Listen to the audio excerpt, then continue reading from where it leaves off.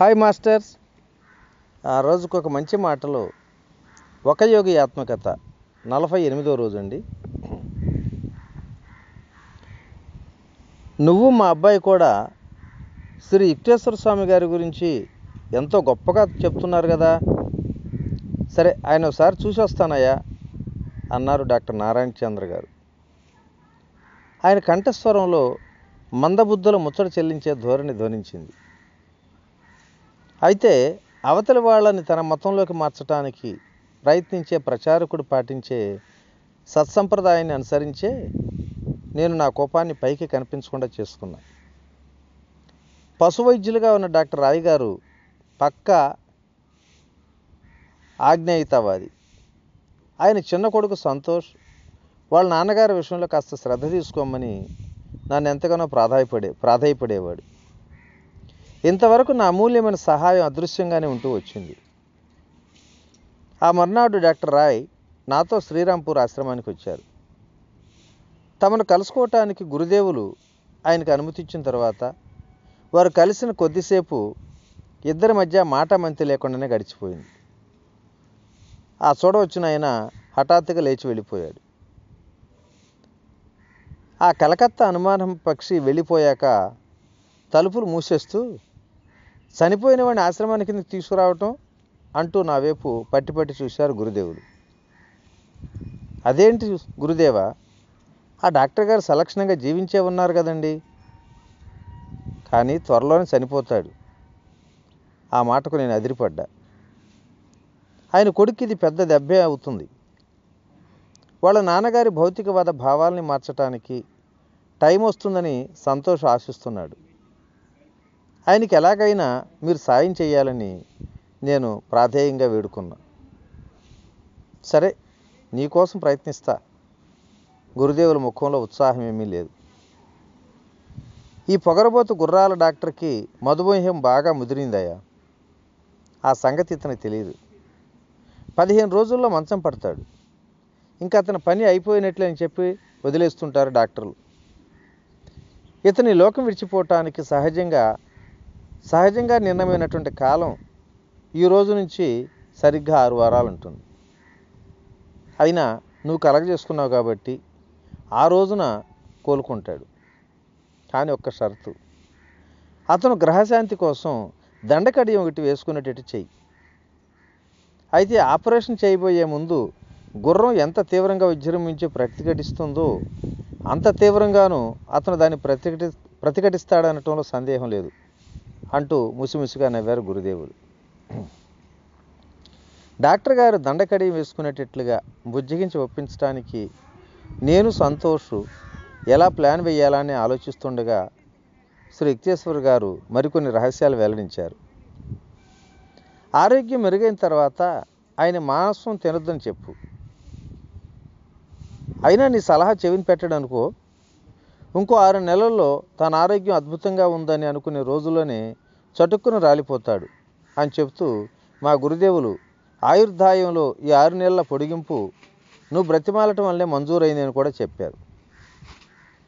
మరుసటి రోజున కడియం చేయటానికి ఒక అంశాలకి పురమాయించమని సంతోష్కి చెప్పాను.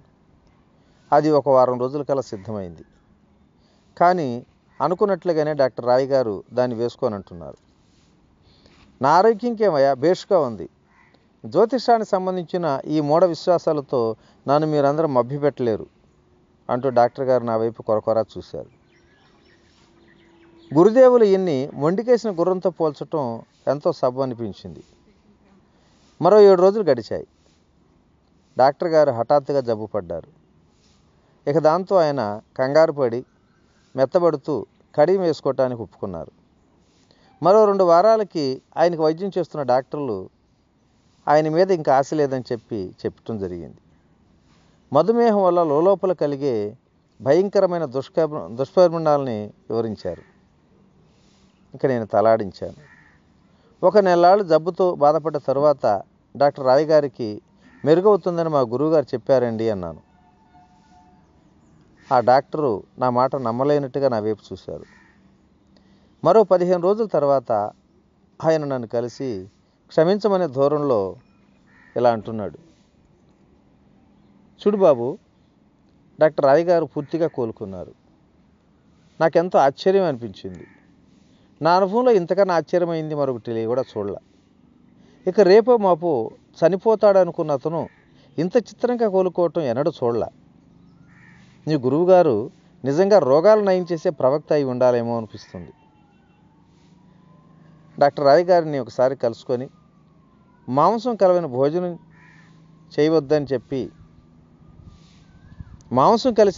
చేయవద్దని చెప్పి శ్రీ యుక్తేశ్వర గారు ఇచ్చిన సలహా మళ్ళీ గుర్తు చేసి వచ్చి ఆ తర్వాత 6 నెలల దాకా ఆయన చూడలే.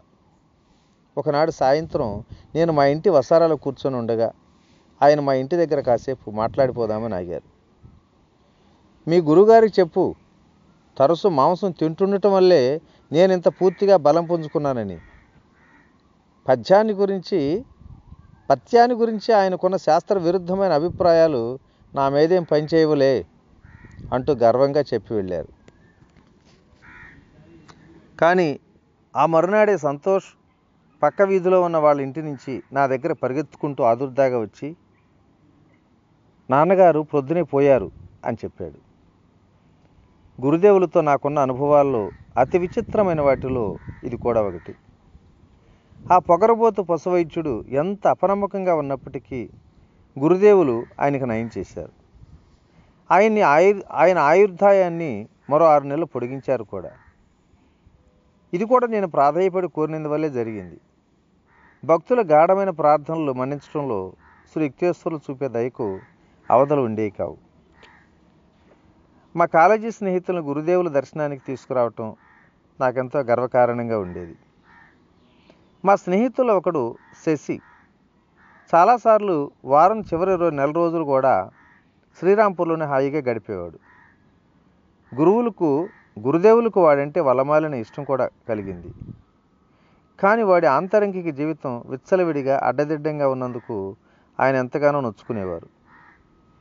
శశి, నువ్వు కనుక సరిగ్గా మారకపోతే ఇంకొక ఏడాదిలో నీకు పెద్ద జబ్బు చేస్తుంది. శ్రీ యుక్తేశ్వర గారు మా స్నేహితుడి వైపు ఆప్యాయతతో కూడిన ఆగ్రహంతో చూశారు. దీనికి ముకుందుడే సాక్షి. ముందు హెచ్చరించలేదని తర్వాత నన్ను అనవద్దు. శశి నవ్వాడు. గురుదేవా, నాలాంటి దురదృష్టవంతుడి విషయంలో దేవుడు దయతలిచేలా చేసే భారం మీ మీద పెడుతున్నా. నా అంతరాత్మ అంగీకరిస్తుంది కూడా. కానీ నా మనసు బలహీనంగా ఉంది. ఈ లోకంలో మీరొక్కరే నాకు రక్షకులు. మరి దేన్ని నేను నమ్మను కూడా.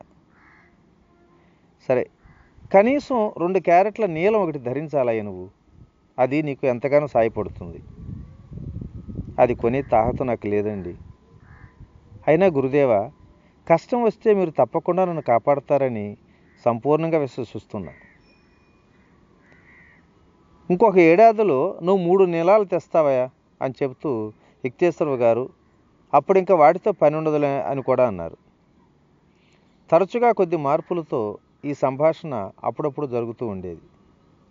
నవ్వొచ్చే నిరాశతో నేను మారలేను అంటుండేవాడు శశి. అయినా గురుదేవా, మీ మీద నాకున్న విశ్వాసం రాయి కన్నా నాకు ఎంతో అమూల్యమైంది అనేవాడు. ఇలా 1 ఏడాది గడిచింది. ఒకనాడు మా గురుదేవులు కలకత్తాలో నరేన్ బాబు అనే శిష్యుడింట్లో ఉండగా నేను ఆయన దర్శనానికి వెళ్ళాను. ప్రొద్దుట సుమారు 10 గంటల వేళ శ్రీ యుక్తేశ్వర గారు నేను 2వ అంతస్తులో కూర్చొని ఉండగా వీధి గది తలుపులు తెరుచుకుని అలికిడైంది. గురుదేవులు బింకంగా నిఠారుగా మారారు. ఆ వచ్చినవాడు శశి. ఇప్పటితో 1 ఏడాది గడిచిపోయింది. అతను ఊపిరితిత్తులు 2 చెడిపోయాయి. అతను నా మాట లెక్క పెట్టలేదు.